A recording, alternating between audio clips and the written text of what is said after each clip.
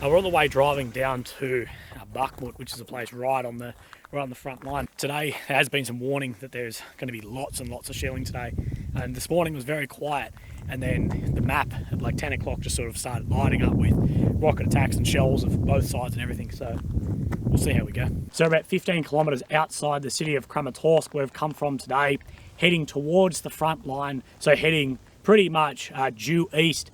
In the distance we can see the town of Toretsk, that we presume is Russian shelling on that area. We've seen, just move forward from this truck, just keep rolling. We've seen multiple instances here of new plumes of smoke pop up. We haven't exactly seen like active, like of course you can't see the shell come in, but you'll hear the boom and then a new big cloud of smoke come up behind.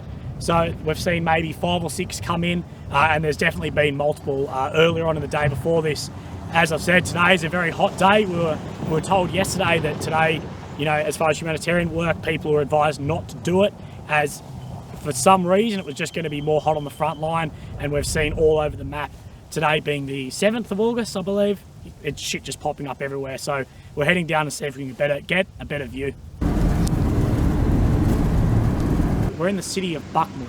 Bakhmut has been a lot in the news recently because it is very close to the front line. You can hear basically, well now it's quiet of course because the camera's on, but almost a constant array of just artillery incoming and outgoing.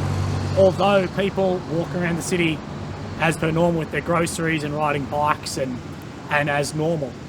Bakhmut is one of the last major cities in the Donetsk Oblast in this region. And the front line of the Russians is inching closer and closer and closer. There are buildings here that have been, visibly taken down with shelling, although we can't film a lot of that. We did ask some soldiers, but we were not allowed to film that specifically. There has been reporting that there are Russian contracting groups working inside this city, although I have no evidence of that. And being here in the feeling, I somewhat doubt that because it definitely doesn't feel, it definitely doesn't feel like that would be a thing. But you can see behind me, as these vehicles are rolling straight through this city. So eventually there will be an urban room-to-room fight happening directly in this city. And like we've seen in those areas similar to this, it turns out to be an absolute bloodbath. The shelling is miraculously quiet as we're filming, but you can hear it coming very close here and there. So from the city of Bakhmut, there's not much further until we can't go any further. We got to a bridge down here and they, no, don't go. So this is probably as close to the front lines we can get. You may have picked up that one. I believe that was an outgoing shell just from the sounding. It sounded more west than east going out. So we're just on the outskirts of Bakhmut leaving. We were right down in the city, basically over this hill in the background we dropped down in, right on the position. The city sort of sits on both sides, both east and west of this like minor feature through the center here. At some point there's been guns firing from over here. You can hear them outgoing. I'm not exactly sure. Artillery pieces are that loud, it can be hard to distinguish how sort of distance you are from them. But you can hear them fire, and then instinctively, 5 seconds later, maybe less, you can hear those rounds then hitting on the other side. It's probably hard to get on camera, but there is a lot of smoke plumes popping up. We've got ones basically all surrounding this town. You've got even over this hill. You might have heard that then. That sounded like an outgoing shell. If you got that one as well. And you can hear this constant barrage of fire going out. There's definitely ones coming in.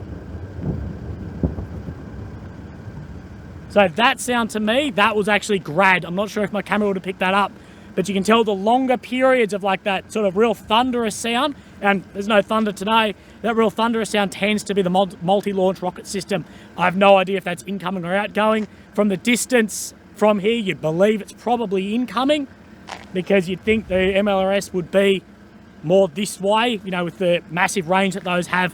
But as I spoke before, that city down there it's abandoned, like it feels a bit ghost towny, but other than that, the people that are there, they're riding bikes around, they've got bags of shopping from like a little market that's open or whatever, but there's that constant shelling, and basically this whole area is surrounded just by smoke plumes coming up of where shells or rockets or anything has hit.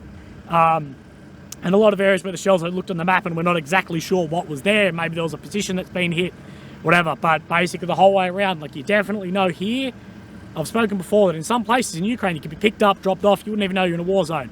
Here, you definitely know there's 90% of people around are military vehicles coming around.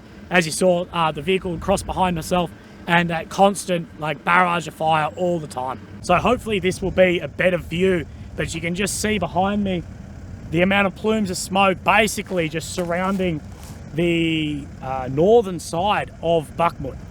It's just the whole way back, and it even comes further west than the town by probably a good 5 kilometers. So there's definitely runs coming completely over the city of both ways. They're completely coming over each other and striking in here. Today, although it seemed a little bit quieter when we were down there, like, yeah, there's constant shelling, but it definitely wasn't on our position, but you could hear them going over. Today in other areas around here has been very hectic. You could hear one outgoing then, I believe.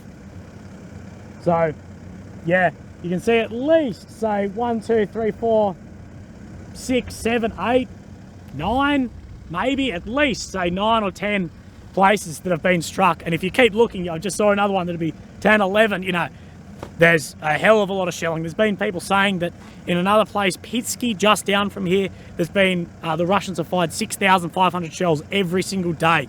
That's what the report is saying. And this was actually a report sent from a state Ukrainian journalist to President Zelensky, pretty much saying, hey, there's 6,500 shells and they're breaking through defense positions in 10 minutes if they can, like, zero in on it. And that just shows, you know, the amount of artillery in this war. It's just such an artillery war until, you know, people roll through on foot and start, you know, that door-to-door clearance that we've seen happening. Both, you know, that clearance of, you know, troops on ground through shells or through towns and cities. And, you know, this is a large city, or a small city, large town.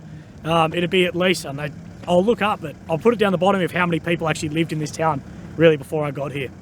So I guess this shows some scale of what's happening. Yeah, I can't. Yeah.